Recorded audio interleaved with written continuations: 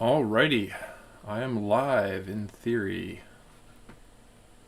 Let's see. It's been a while since I've done this, so might be a little rusty here, but we'll see how it goes. Actually, am I getting a... Oh, yes, I am. Alrighty. Yeah. Live. There we go. Gotta mute that. I am indeed a little rusty here. So, let's see. Let's check a couple things. Make sure...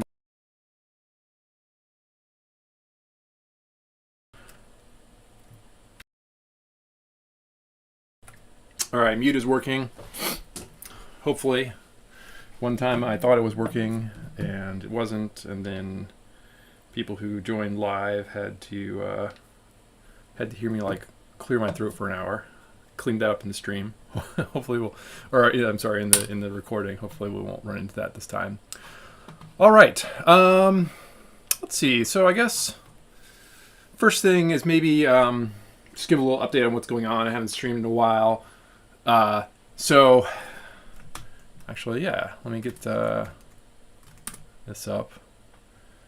So I've been spending a lot of time working on RIO, Arweave gateway stuff with the RIO team, and that's been taking quite a bit of time and attention. So that's why I haven't done one of these in a while. But that is, I think, settling down to a little bit more predictable pace. It's still working very hard on it, as are the rest of the people on that team. But I think I have a little breathing room to do some streaming again, and there's some stuff that's come up from that experience that I think would be useful to share, and has inspired some code that we can work on that can be hopefully useful to the Arweave community and interesting to others as well.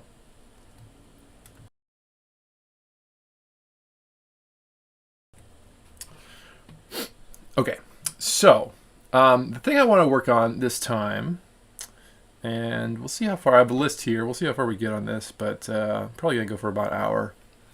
I want to work on a Arweave chain syncer, and all this code is going to be open source, probably under AGPL. I will say my thinking on licensing has shifted slightly after seeing how the crypto world in general behaves around open sourcing. I think I'm more pushed in the direction of copyleft to make sure that people abide by the spirit of open source, because I think there are some strong pressure to keep things closed sometimes. So anyway, this will be open source under some license that will at least let you, get all the copyleft rights, if not the rights to use it in whatever commercial way you want while keeping the source closed.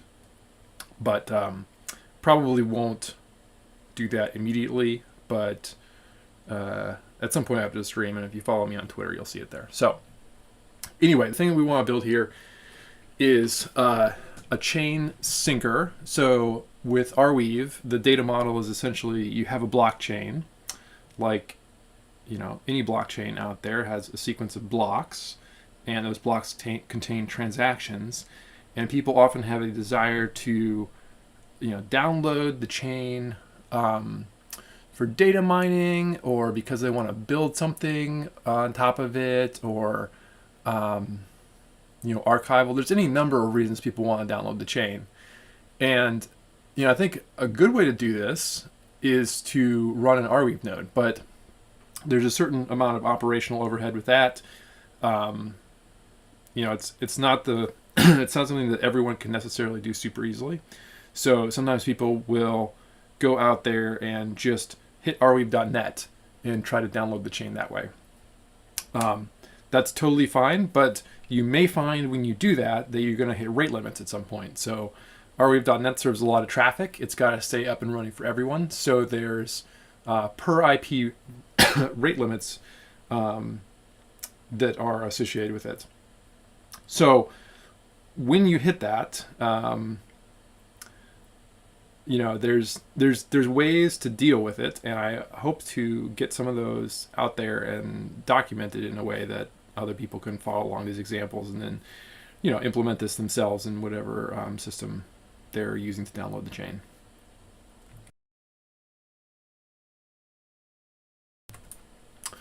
All right, so probably a little bit more context I can give here. We're gonna use a few things. So I always use these streams as just a way for me to play with stuff I think is interesting. So we're gonna play with, first of all, Clojure, because I like writing in Clojure. But all the stuff that we're doing should be applicable to any language, and you should hopefully be able to follow it fairly easily. And the particular flavor of Clojure I want to use is this new thing from. Actually, what is his name? Is it Michael? I'm not sure how might be a better accent I could place on that. But anyway, Bork Dude, right? He makes Babashka. He makes this new thing called Node Babashka, and that's what we're going to use because a lot of the libraries in the Arweave ecosystem, the most mature ones, are in Node.js or TypeScript.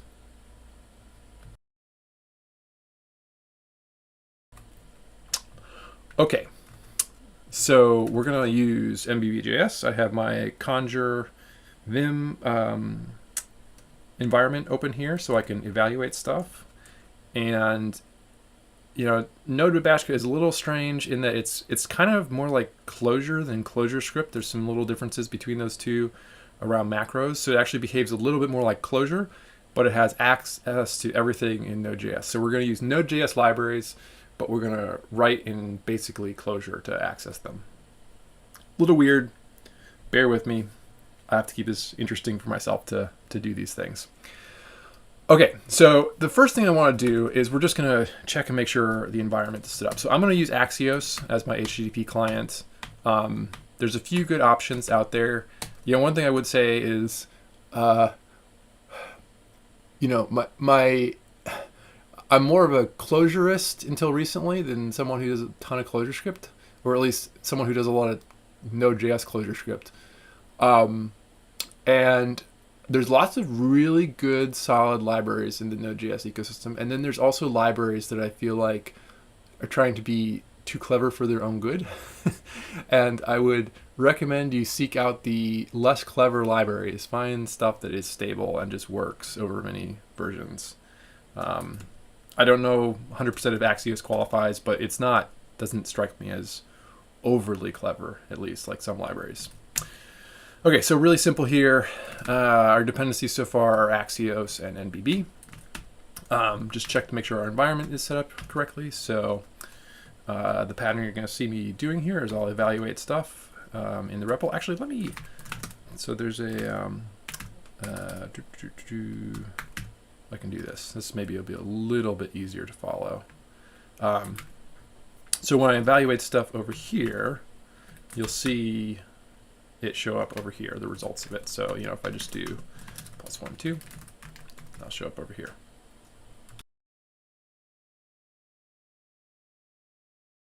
And I will periodically check to see if there are questions too. So if anyone has any questions, feel free to throw them in here. I might not see them right away, but I will check periodically. Okay. So basic environment is working. Check that Axios is working. Yep, got a promise. Okay, so another thing we're going to pull in here is Promessa. Get the documentation up for that. So NBB comes with a few libraries baked in. Let's see, are they available at the top level? Let's see, I don't know on that. Plet result. Oh, you also see like completions pop up here. That's because I'm using GitHub Copilot, which is really good. I recommend it. Unresolved symbol. Okay, so maybe it's not imported by default. What do we have to do?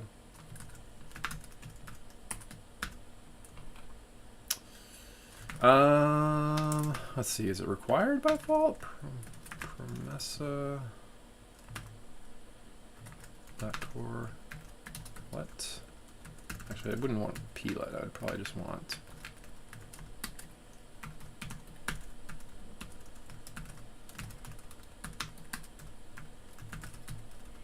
Oh, it reminds me, I need to get a little better at my.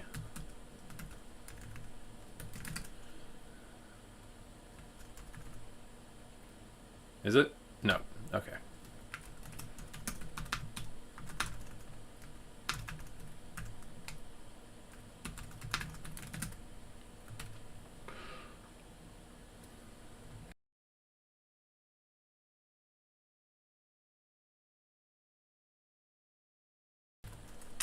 Okay, so let's see. Not required. Unresolved symbol. Really? It should be resolved now, right? There we go. Okay, cool. It is working. So let's alias that to SP. Let's see, is this indent? Yeah, cool. I must have set that up in my config at some point. All right. Oh, Clojure LSP doesn't know about this. Well, fine. Let's fix that. I should have a config for this actually. So if I go look at some other stuff I've done from Strong Pool in the past. No, not that. Go look at CLJ Condo.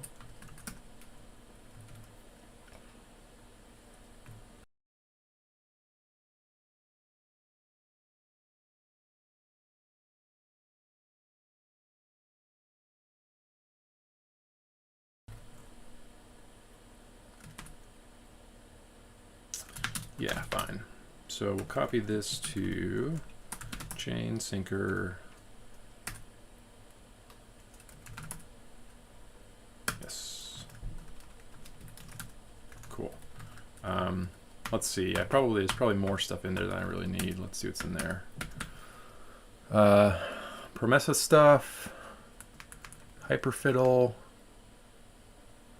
Yeah, I don't need these things. These are clearly. I'll just leave the hyperfiddle stuff in there. RCF tests. I don't know if I'll use that, but whatever. I might use it. Probably not in this session. Okay. So, yeah. There we go. Let me explain what this is. So, in JavaScript, we might have a function, it's like async, whatever. And then await through. So async function that awaits for something. There's no direct way to access async in ClojureScript. I think it's, well, not worth going into, but there's reasons you can't just do async await in ClojureScript, but we have some macros that basically do the same thing. So that's what Promessa does. It basically lets you do this same kind of awaiting via this plet macro.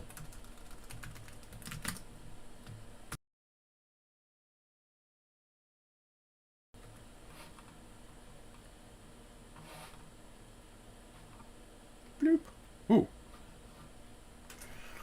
Def Axios get memfn. Probably would. Let's see, memfn. Is that standard Clojure?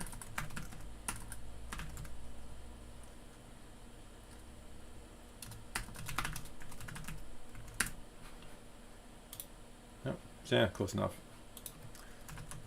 That's just a memoize function, right? Yeah. It would. I think the issue with that would be you probably don't want to do it for everything, right? Because you would want, if you were to memoize stuff that's not immutable, that would be bad. The other thing that's kind of bad about the standard memoization for Clojure in this context is that it doesn't use, it's like an unbounded cache. So if we memoize all, yeah, it's just going to grow forever. There is Clojure cache. Actually, no, it's Clojure memoize, I think. Might be in Clojure cache. No, here we go. Core memoize. So core memoize has pluggable strategies. And I have used that in the past. Probably won't this time, but we'll see. Okay, so Axios is working. So let's do Arweave.net. block height 0. So just make sure. Actually, let me do it this way.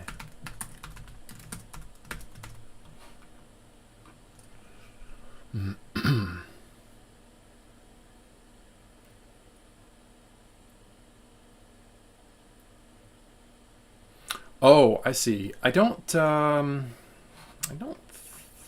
think.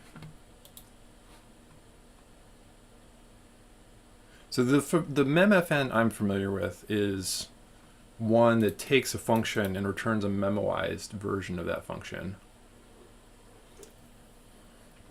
It could be that there's some other library that declares a different version of that. Sure, let's digress though.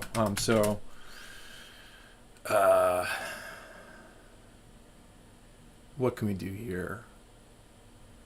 We could do this. Memfn. See, mem get memfn.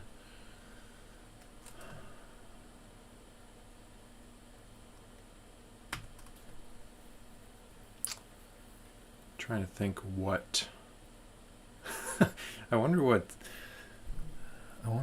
Copilot thinks I'm trying to do here. Let's see. Starts with so what would we pass memfn? Memfn would be a name. Oh, I see. So yeah, we wouldn't even def it, right? We would do def files. Memfn is directory. Expands code creates a function that expects to be passed an object and any arg that calls the named instance method on the object. Oh, I see. Yeah. You're right. Expands into a code that creates a function that is to be passed an object and any member. So if I did memfn is directory, that's going to return a function that calls. I see. It's used to. Okay, gotcha. Yep. You're right. Not memoization at all. Yeah, I don't think I've ever used that actually. I guess it's useful in the context of doing higher ordered function things with members. I think I pretty much always do this whenever I do that. Huh. Good to know.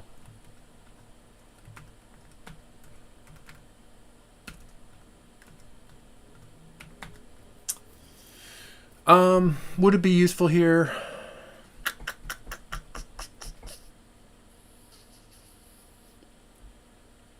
Actually, I don't even know what that does in ClojureScript. Is memfn a thing? I guess we're we're also in weird limbo here with Babashka, Node Babashka. It is a thing. So if I did memfn is directory. So this is equivalent to calling. I think it's just going to give me a function version of that. I don't know if that's useful. So you were suggesting memfn get Axios. Does it take args? Is it like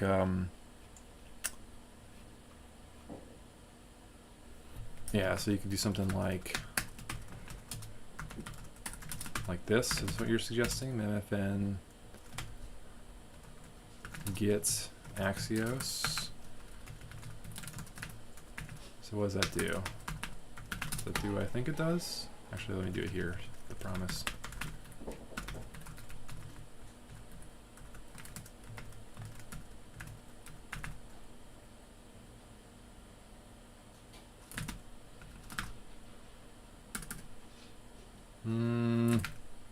What's it doing to me here?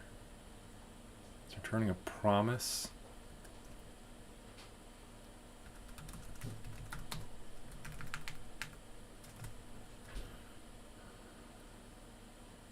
Interesting.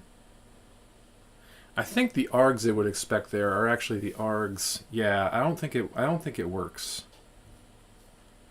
Because actually what it wants is it's still going to want. Yeah, let's remove this. So I think what it would do, this would work, but it doesn't buy us anything here.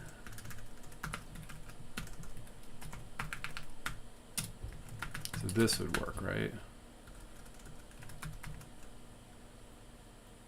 ambiguous use of user-defined. Could not resolve symbol. Really? Didn't I just do this? Didn't it work? Well, I'm gonna stop going down that path, I think. Interesting digression, though.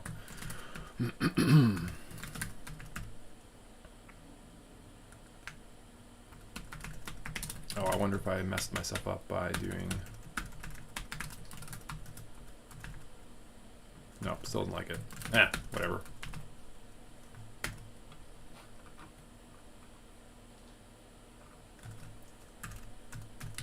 Yep, you got it. There we go. I'm still a little confused. Yeah. Messing all kinds of things up here. So let's go back. Okay. I'm definitely distracted at this point, but that's okay. So let me try this one more time. Mfn. So this would be .get. Nope, not dot. And then I think, sure. Yeah, it still doesn't like that. I don't know why. I could have sworn I actually did run that before. Mem, fn. Weird. Mem, fn. Not making any stupid typos there, am I? No. All right. I'm going to leave that. I think what you'd end up with, though, is since the args here are the args to the function as opposed to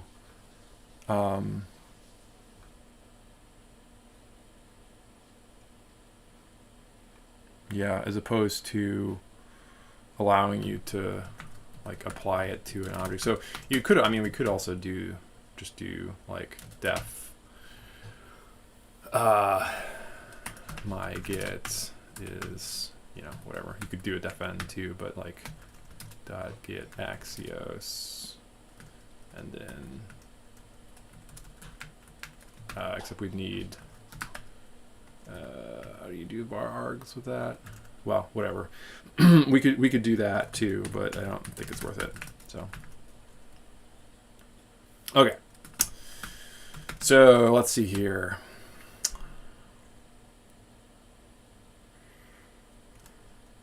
Yeah, and Axios does JSON parsing by default, which is fine. This is again, like, is it too clever? I don't know. It's moderately clever.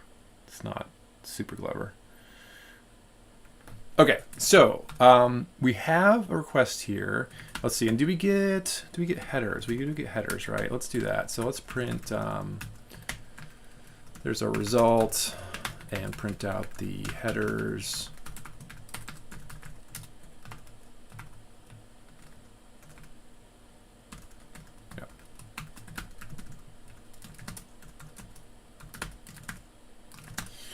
Yeah. Maybe sometime. Usually I don't get a lot of interaction, so it's nice to have someone chatting on here. So thanks for joining. I could do some of these on Discord too. That might be interesting. To get voice chat. But then people are also kind of opting into being recorded on the stream, which might be too intimidating. Something to think about for next time. Did I not?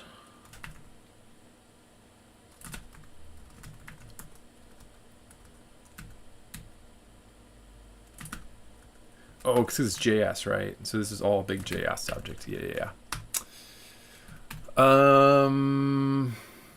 Okay, so I think another thing in NDB, let's see, they have some JS interop stuff that's included. Yeah. Let's see what are our options here. Applied sciences. Yeah, we'll just do this. We'll pull in this guy. And then that will get us some little utilities. Do that. I think they also include Bean, which is another nice interop thing from Mike Fikes. Oops.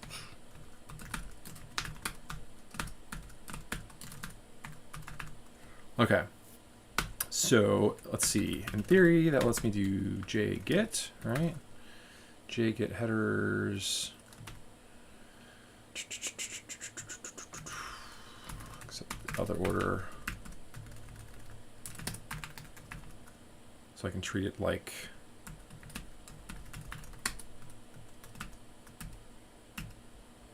Yeah. I don't know why. I would have thought I'd get 2 lines here, right? PRN should. Doesn't PRN print a new line? Well. Oh, yeah, it's PRN, right? It should print a new line. Whatever. Okay. So the thing I want to look at, looking at the headers, is you can see. Actually, I should get pretty print. That'll be even better. Is it required by default? That I don't know. Probably not.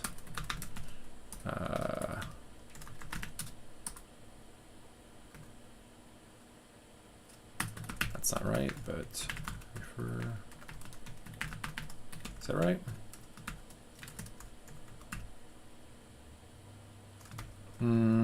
Is it closure core? No, closure preprint? Oh. That right?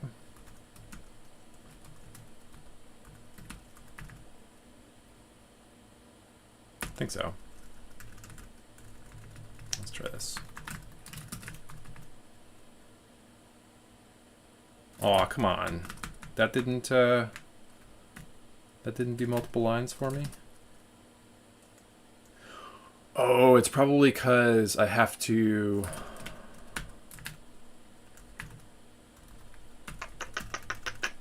Okay. JS. CLJ. Well, this.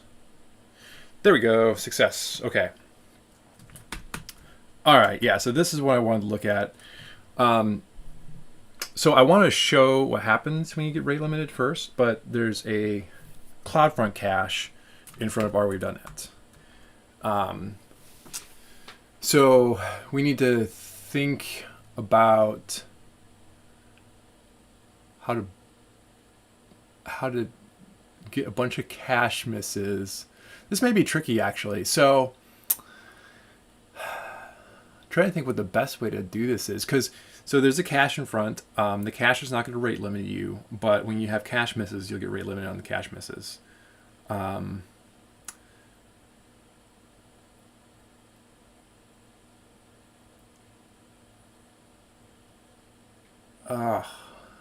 How should I do this? So I guess one way to do it might be to look at the mempool. And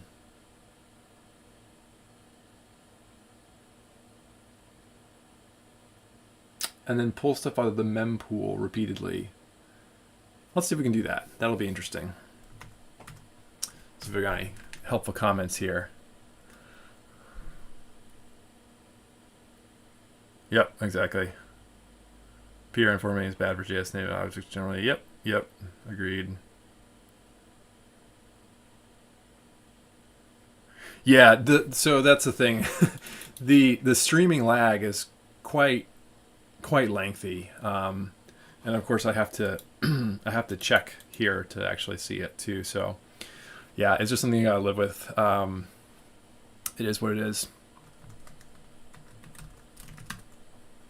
That might be a thing that if I was doing this on Discord could be better too, because I think I could stream on Discord, record, and then the Discord interaction would be more live, which would mean I wasn't streaming on YouTube, but you know, I think the recordings get more views than the live streams anyway.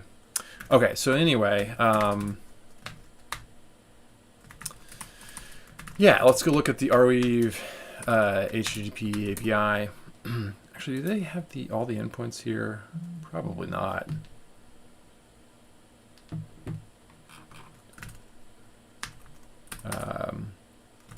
Let's do another thing, actually. So we'll dive into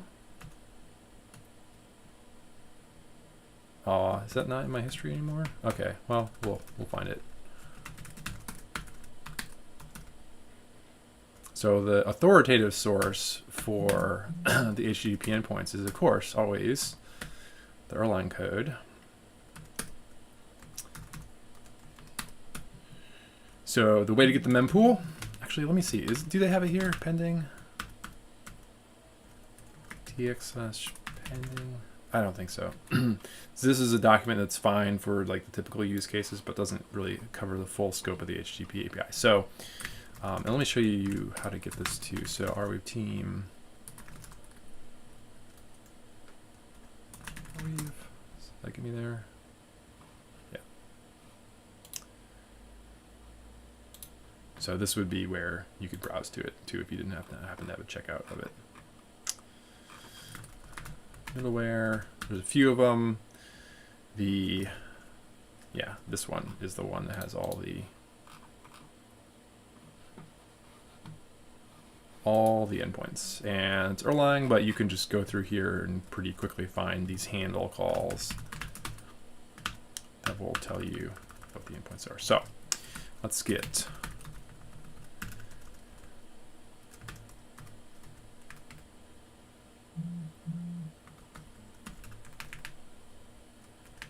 tx pending.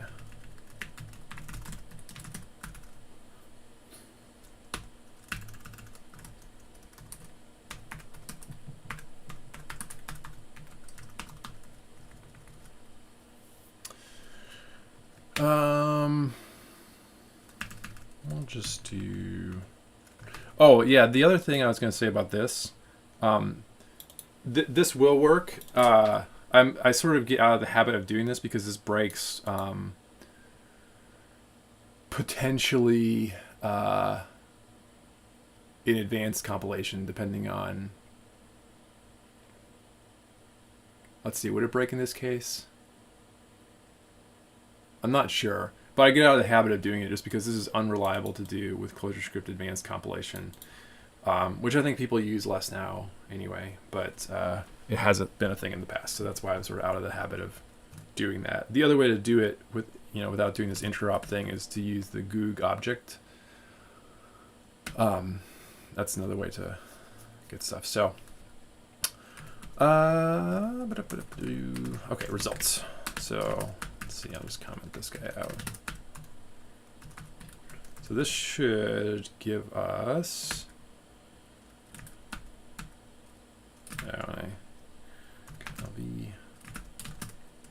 All right, so we have. It's going to give us data, right? And that will be the parsed array. So let's do. Sure, we'll do it that way. Why not? Data and result.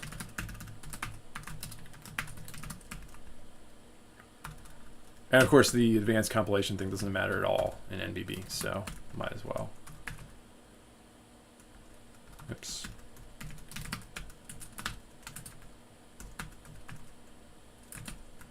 All right, so that's giving us the JS array. So let's do TX's. Ooh, what was it going to complete for me there? This is a funny thing too. So Copilot gets confused about what kind of Lisp you're in. So it ends up like putting like common Lispisms and stuff like that into your yeah, and that's not even the right order, is it? Oh no, it is. It's right. Into Clojure here in TX's.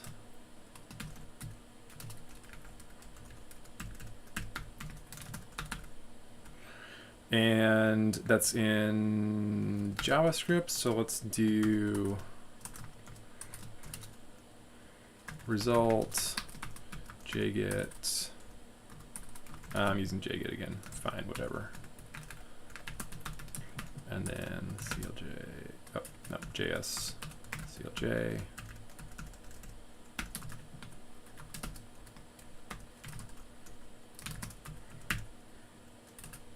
Okay, now it's into ClojureScript. Okay, so let's see. Will we get rate limited? Let's see. So we could do a. What do I want to do here? Does Promessa have the equivalent of like a header JS would help? Shadow Studio looks. Oh, do you think that?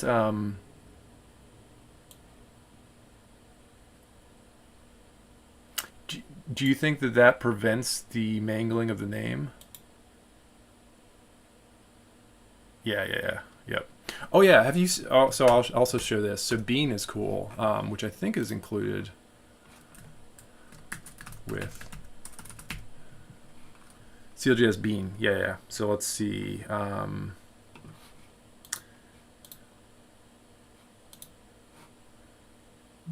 Yeah. Let's do this. Yeah, maybe I should just be going this way because it's actually.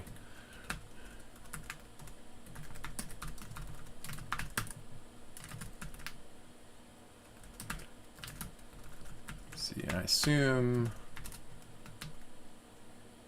JS, I think. Yeah, that's probably nicer anyway. So, so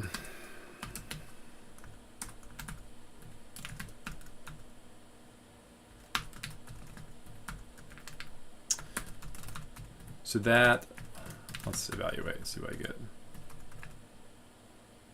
This gives you a thing that behaves like a closure object, or yeah, closure like a sociable thing. But it's actually just like a protocol, I think, implemented on top of native JS types. That's kind of cool. I'm actually not entirely sure. I assume that the interop stuff is slightly faster than the CLJ Bean stuff. But the CLJ Bean stuff, like you were... Yep, agreed.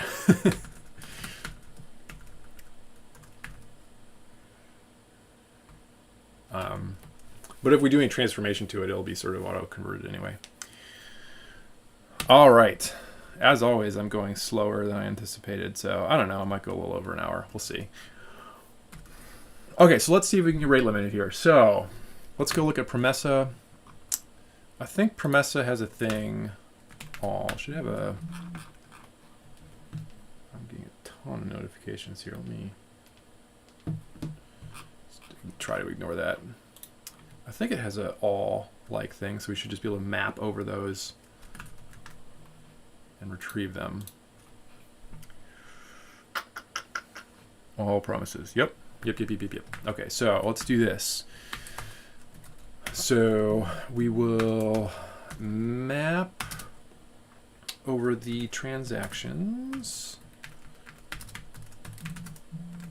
Let's see, P all,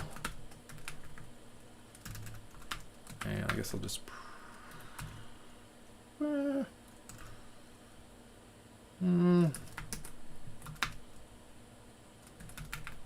let's call us TX IDs, and then TXs would be this thing.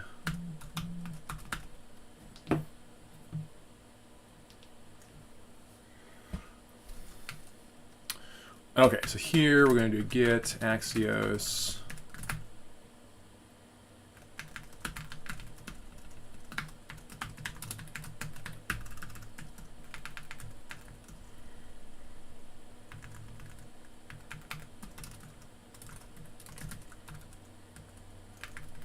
Yeah, TX IDs.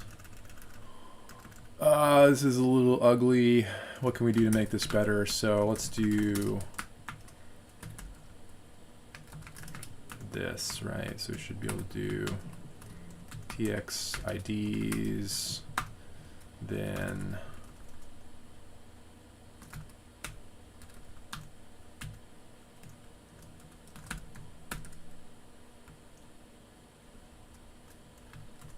oh.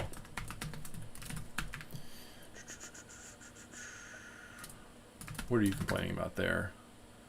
Ah, right, because I gotta remove that. And then do P all.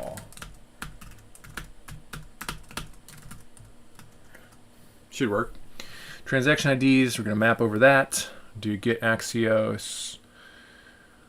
And then call promise all. Yeah. And then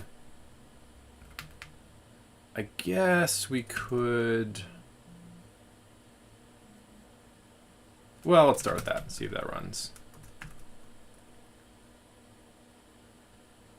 Now we're going to end up getting all the transactions successfully, probably. It might actually be surprisingly hard to get rate limited, so we might end up doing just going straight to this step, but we'll see. We'll see.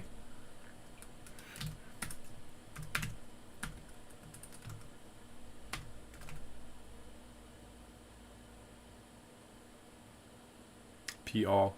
Yeah, it does, because you know it's all going through Promessa, which is doing you know, doing some closurification on top of the native JavaScript stuff.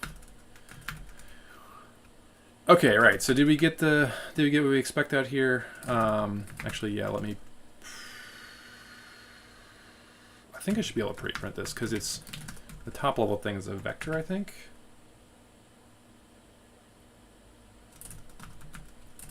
Maybe not.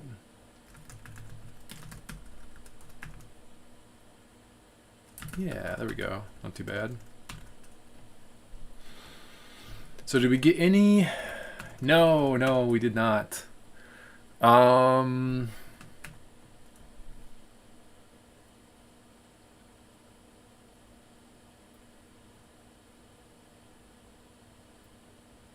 Okay, let's keep trying. So this...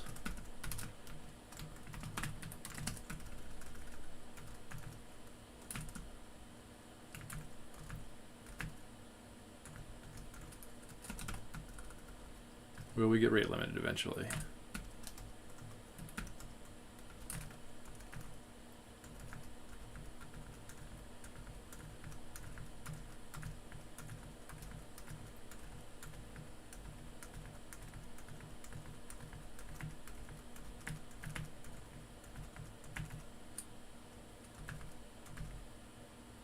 Ooh, might have gotten there. Those aren't coming back anyway.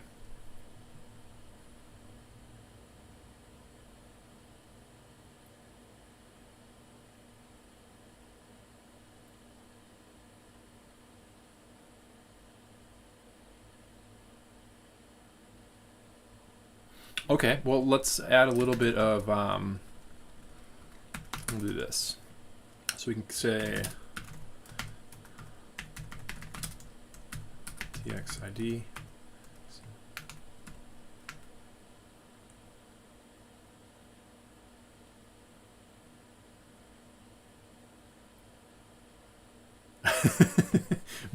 Maybe, I don't think so. You know, I haven't had a lot of chat interaction in past streams. I broke the gateway live. Well, I broke it for myself, maybe. Yeah, I haven't had a whole lot of chat interaction on here in the past, so it's possible I have some settings I could tweak there. But I do know that there's just a really long lag between, you know, the stuff happening on my end and when it actually gets streamed out. I'm not entirely sure why they have that much lag, if that's intentional or not, but it just is the way that YouTube streaming has worked for me. I'll look into it after this stream, see. Okay, so I don't want the map. Let's do this. This would be txid, right? Evaluate that. So this would just be, the reason I'm doing this is I want to make a get tx status, and I don't need to wrap it actually because it's just a function that takes a single arg. Right, extra paren. Okay, that should work. And the reason I'm doing that, it should be apparent in just a second. So let's see. Now what happens? Okay, now I get all 202s, right? So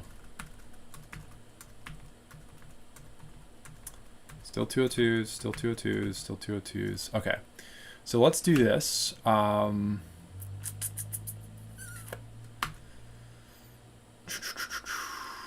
this is going to return a promise.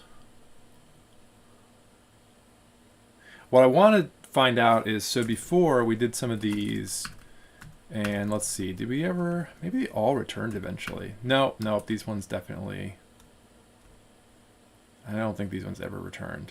So I want to know what's going on there. So we'll do this. We'll just do plet in here.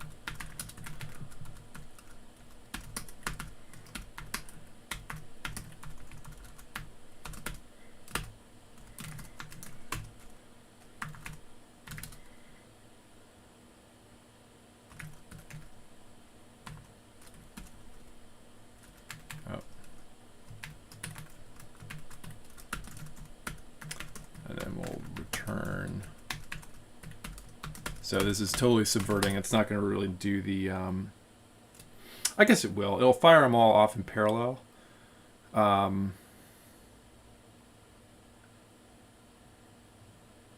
it's actually not that different to do it this way. Okay, so...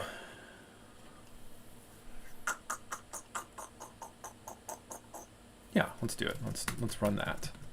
So we should see... we'll get this array like we were getting before, but we should also get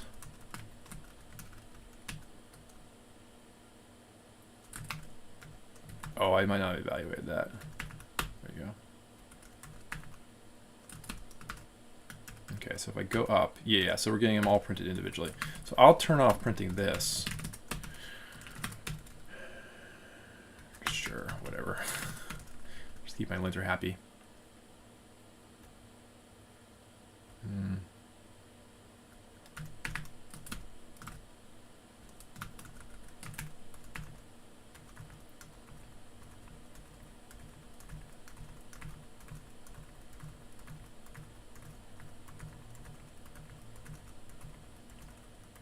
I could just run this in a loop too.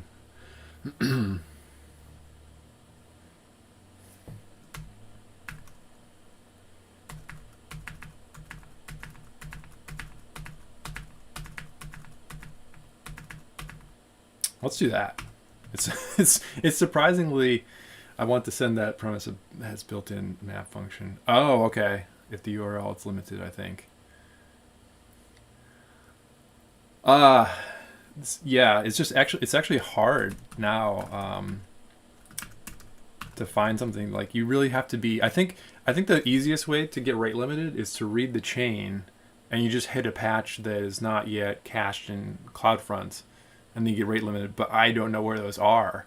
So getting the most recent stuff in theory will eventually get us rate limited, but even that gets cached pretty quickly. So I'm trying to think if there's any other way I can easily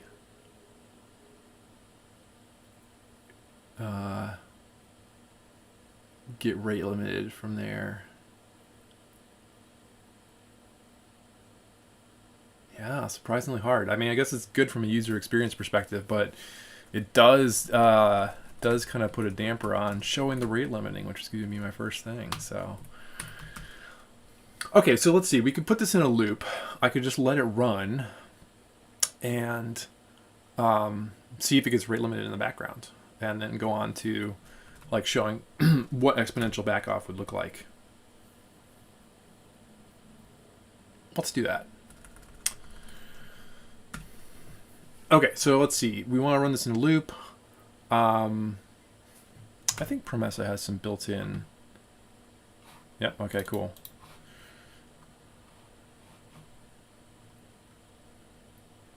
Loop. So what does this do? Just gonna run in a loop. Is there like a okay, cool. Timeout. Recalculates promise. It will return when the promise is. Yep. So loop.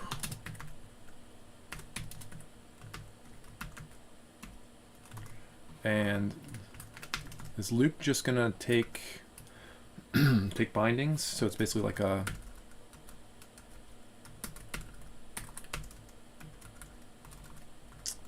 basically the same. Actually, yeah, why am I doing that? I can just do this p loop.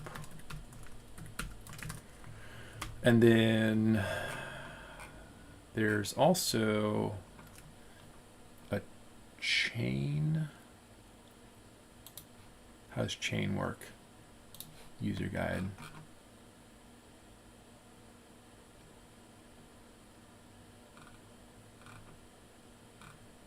pdo, that's what I want.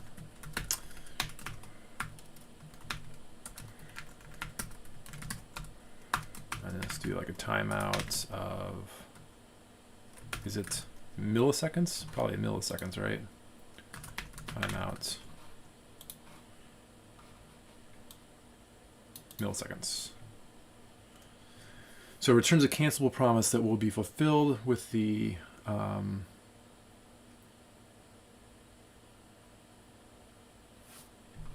what is P here?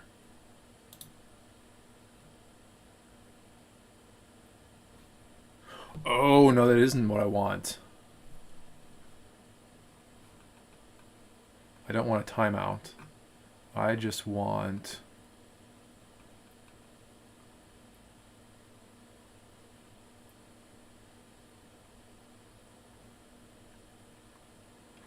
I just want like a wait.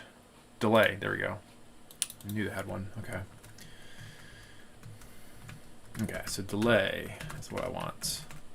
And we'll just say every 5 seconds. And, oh, it's gonna complain. Yeah, sure, let's fix that. So config.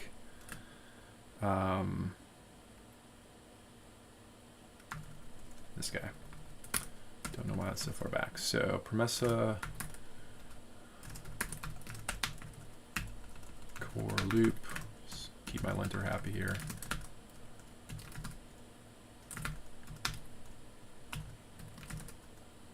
Loop without a recur. Maybe I should just tell it it's a lat. That's fine, because we won't have a recur. Okay, yeah, and I'll just to keep my sanity, I'll just do dx is fine. Just to keep my linter from distracting me. Okay, so in theory, if we run this,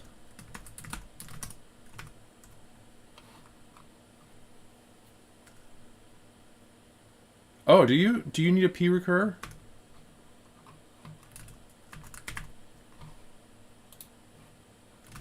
Oh, interesting. So you do actually need it, huh? I assumed. I guess that makes sense, because how is it no to? Aw, is there no? They don't have it in the guide here. Oh, okay. Well, in that case, let's do this, because I do not want to have to repeat all that. All right, so do a p loop.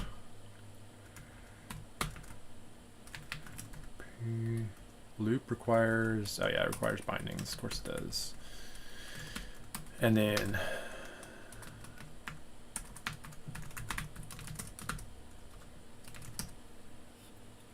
all right, let's see what happens. So go to the bottom here.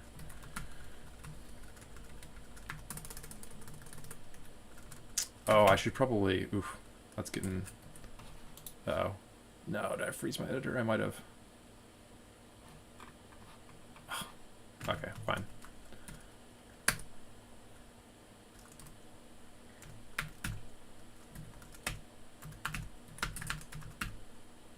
Yep, this is a thing I've hit. RO. Nope, no. Chain sinker, and we'll remove. So this is just a thing in my setup I haven't. When you start up NBB, it creates an nREPL port, and then next time my editor thinks, oh, I should connect to that port, but NBB is not yet running, so. Okay, cool. There we go. So that's just going to run. We'll see what happens. We'll see what happens here. It may eventually make my editor very unhappy with that log file, but okay.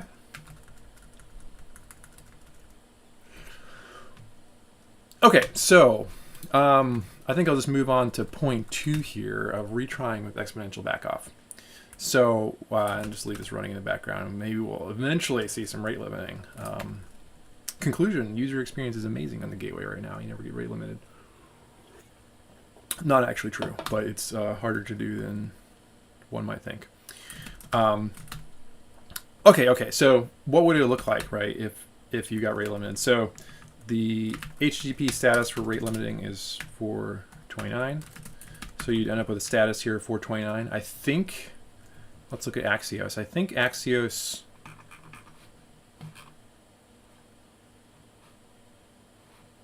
sure, where's the, do you guys have a reference here?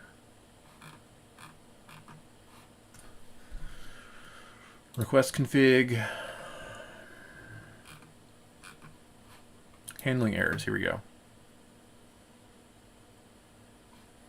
Okay, the request made it and falls. The request was made, the server responds to the status code that falls out of the range.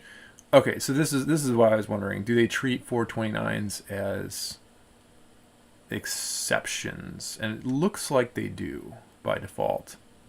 So, you know, for us, that would look like,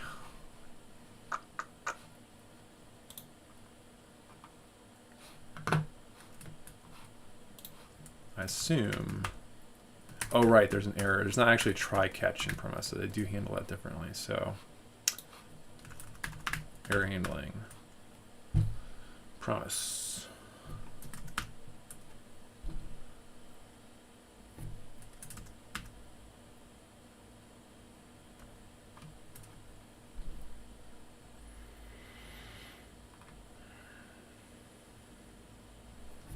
Yeah, so if we wanted to handle that here, it might look something like, so we're going to get the p let, let's do this, so let, that's going to be our promise.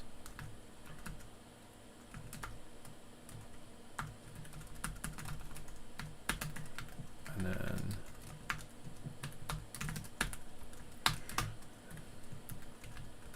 here we might do a p catch.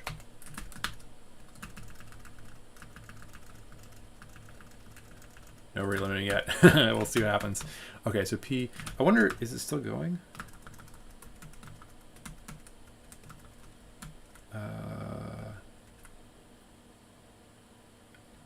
Error doesn't support namespace 202. What? I must have tried to evaluate something in here. It also could be that it's dying at some point. Actually, that's a good thing. Let's do this. So, yeah, I guess we're already doing what we need to here. So it could be that we did bail out here on an error, but we don't have any error handling, so it's invisible. So, right, what does our catch look like? So our catch is going to take the promise and in a function. Okay, sure. Why not?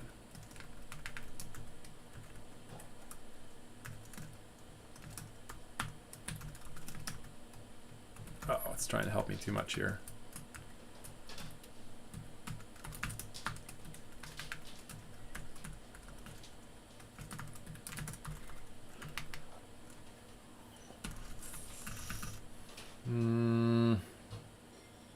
Sure, that's a little ugly, but we'll go with it. Okay, so let's see. We're creating a promise. We're adding a catch to it, and then we're going to wait on the promise and print the result. I wonder, what does let do if it errors? I guess it's going to return the result. Let's see. Would that be any different than a then after an error? Probably not. We'll find out.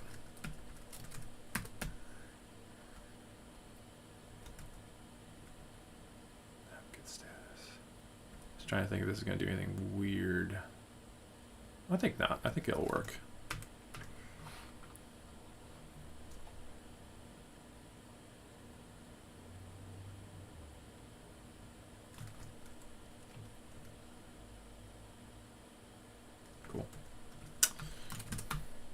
Okay, so let's see. So it could be that we ended up getting rate limited right here, and we just didn't see it. So let's evaluate this whole thing again and see what happens.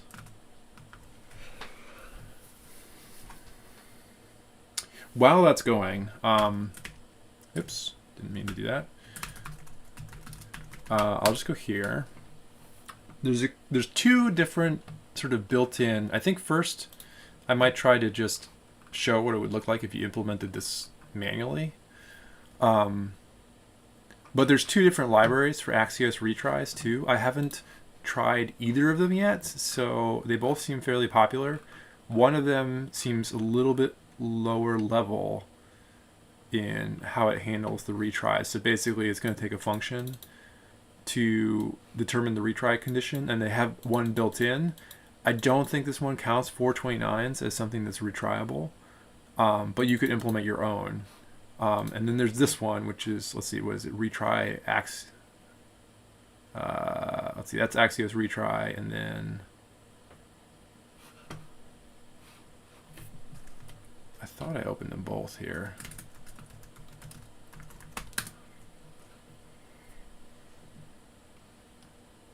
Oh, I guess I just opened the same one twice. So.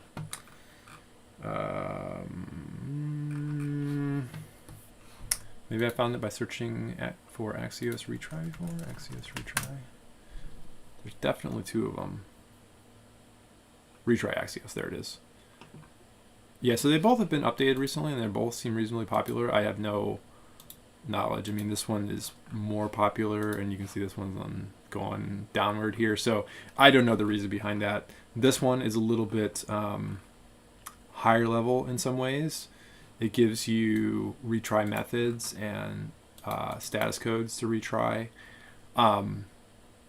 They both support exponential backoff, which would be what you want.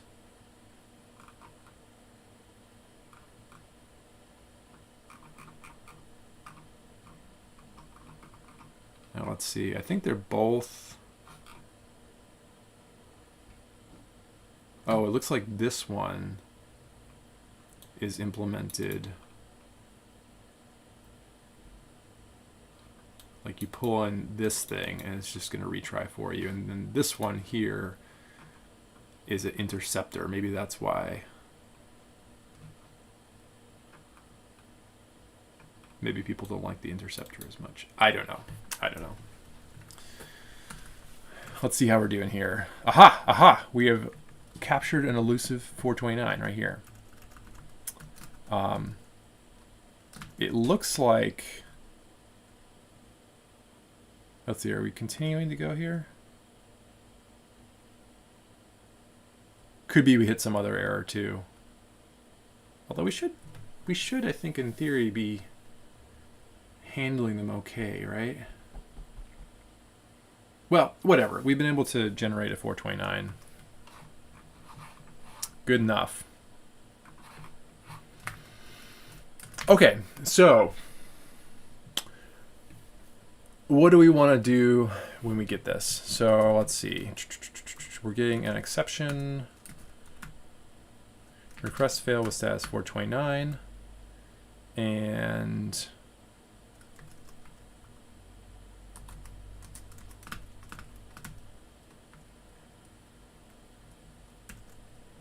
all right, can we actually get the status code off of that? Let's see. So let's go back to Axios. Did I close it? No, here it is. Okay. Okay, so we got error, response, status. Okay. Okay, so get TX status. And we want to retry this. Let's clean this up first. So we'll do this. So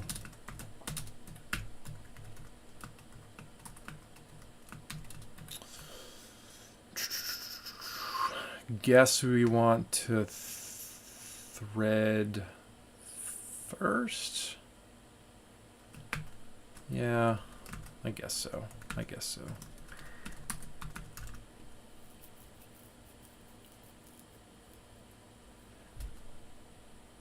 Oh, yeah. So we probably did end up bailing out here, right? Because this would have, this promise was just the initial one. Yeah, let's try this.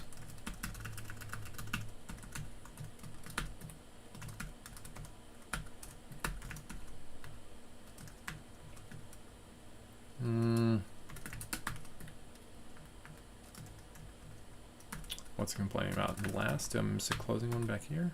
Oh, no, I had one too many? Oh. Ew.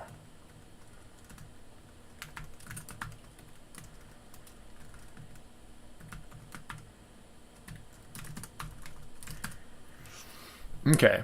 Yeah, so we probably did end up bailing out of our promise all. So let's rerun it again. This should run forever. Oh, I don't even have a way to terminate. Oof. Okay, I might end up closing my editor, coming back in, but whatever. Because I should have put like a little way to terminate my loop, but...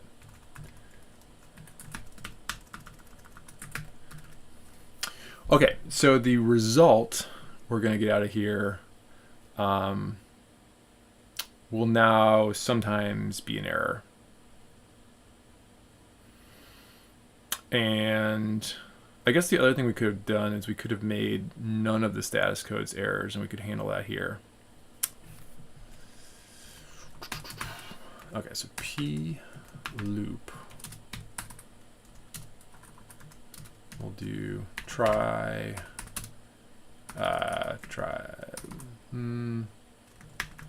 attempt 0. And then we will down here. Okay, so now we need to do something. So we're going to get the response here, and if the if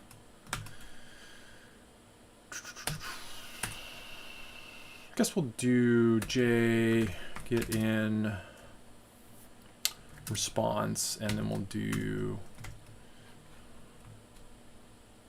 so it'd be response status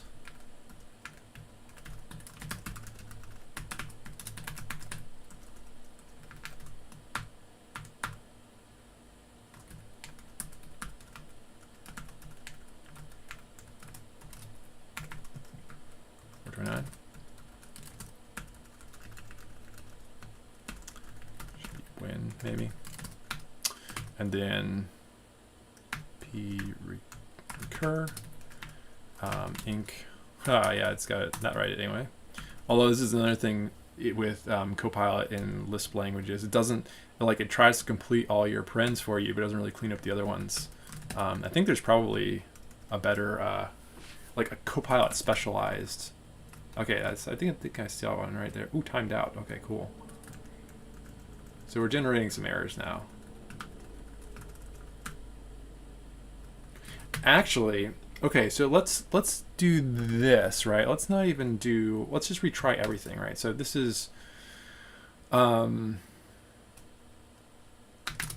do this, or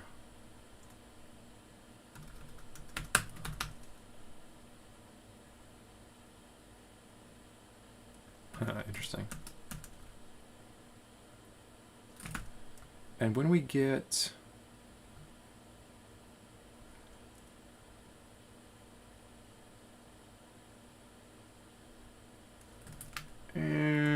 yeah, we'll just do this. So if it's,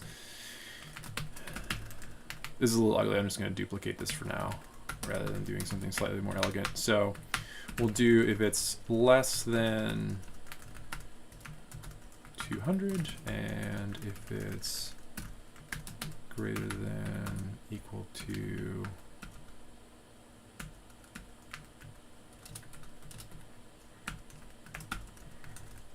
300, then we'll recur, and we're going to increment the attempt, And we should also do delay. So we'll start out with a delay of what? I don't know. Doesn't really matter. This is a demo, right? So we'll start out with a. Oh, and we can't use delay. Delay's built in, right? So do weight of 5,000, and then. Oh, you know what? This is not the right delay, is it? That should have been P. Did anyone point this out to me? How's my chat going here? No one pointed that out. I may be losing people too. Who knows? Okay. P delay. So this is we're probably just hammering the gateway here with this busy loop, because that is not the delay I intended. That's like, what does that even do? Delay.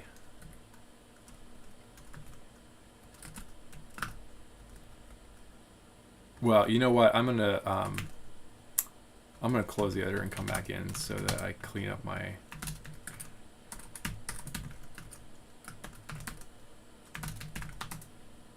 Oh, interesting. Did it clean up itself this time? I don't quite understand that. Well, whatever. Okay.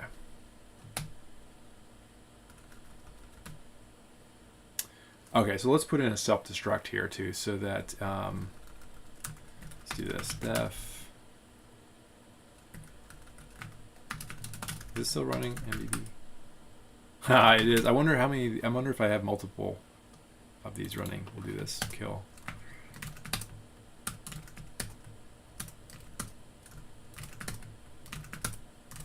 Fine. I just want to make sure I've killed all the. Okay, cool.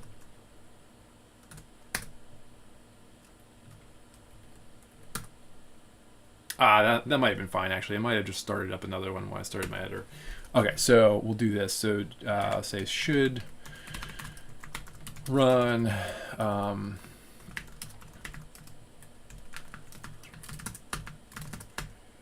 then when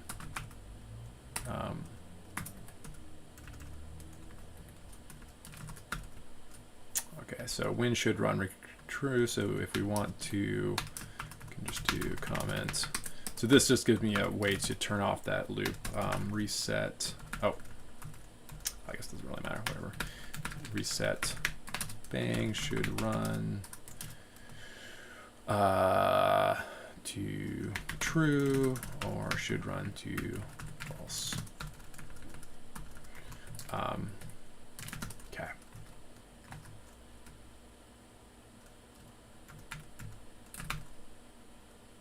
Okay, so now if I run this, first of all, I think I got a delay incorrectly this time. And if I do this, it should terminate it in theory. False. Much better.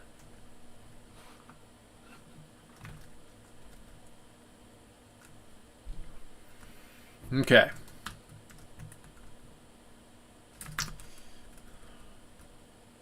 All right, so let's see if we can get this thing to work, right? So we're going to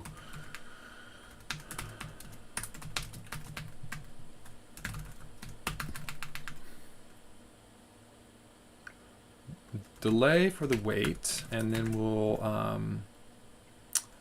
generate a new weight that is equal to times weight.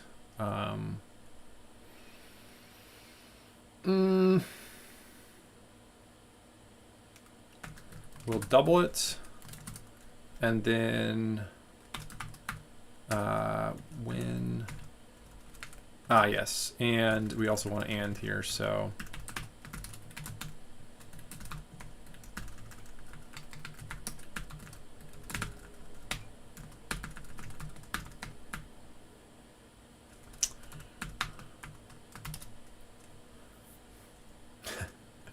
Copilot thinks we should do this 5 times. Sure.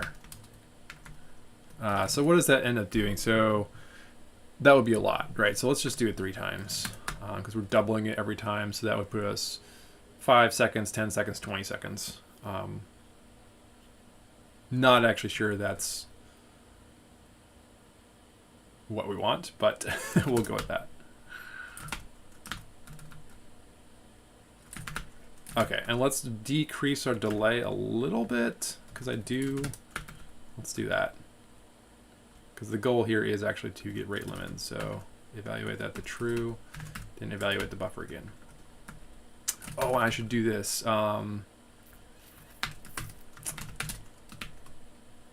Sure. By the way, this is the kind of thing where like all I did was print line. This is the kind of thing where Copilot is awesome. Like it just, like sure I could have written that out, but you know it just did it for me without thinking, and it just that stuff really adds up as you code.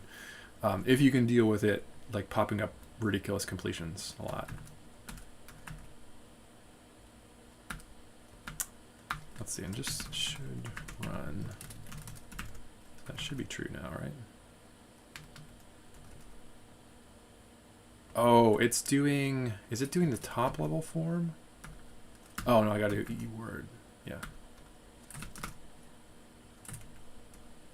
Ah, I guess it doesn't like, it's trying to get it to just, sure.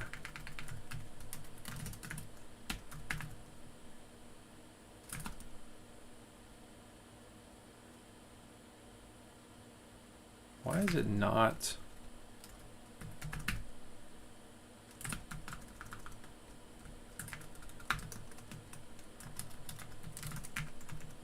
Ooh, something's messed up on my REPL. Okay, well, gonna wrap up here in just a second anyway.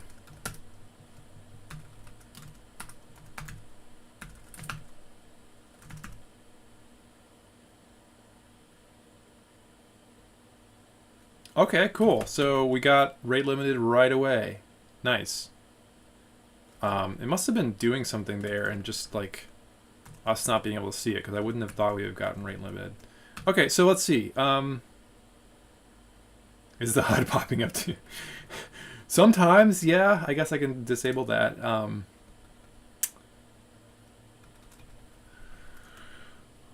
Okay, cool. Cool. So it's going to back off and retry. Now, the thing that this is not doing is, and this is maybe what I'll do next time. So first of all, we've implemented our own little retry loop here.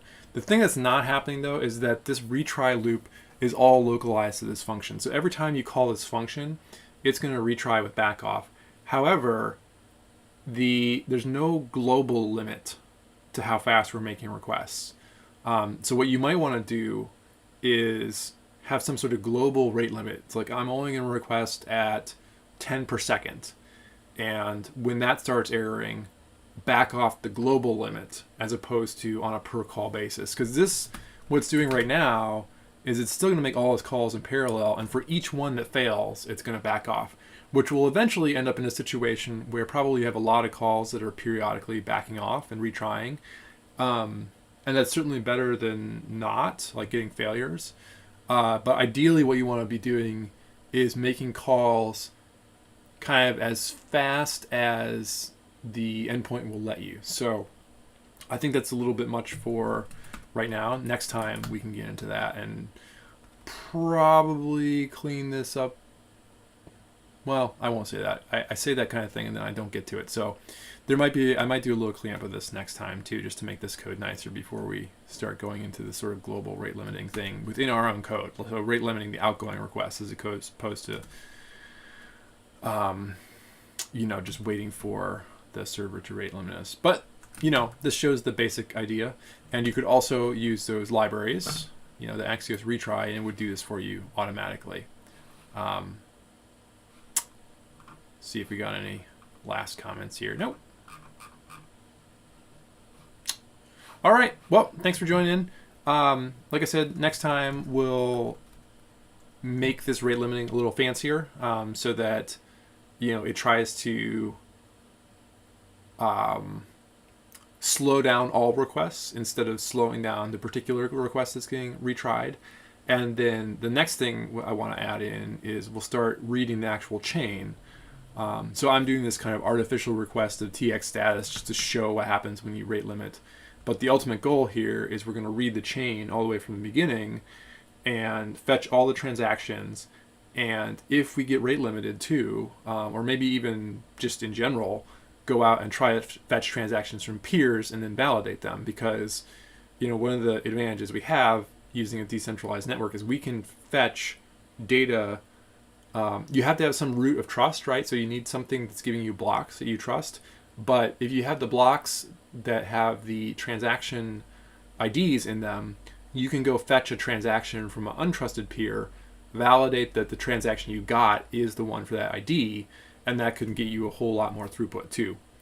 I'll maybe you can occasionally trip security stuff doing that, because they might think you're doing some sort of like denial of service going out fetching from all these places, but that's kind of a different issue. So yeah, that's next time. Thanks for joining this time or watching the video, whichever you're doing.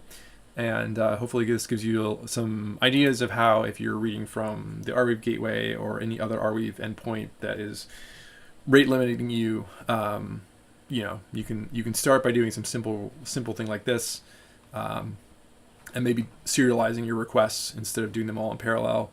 And we'll discuss more sophisticated approaches next time.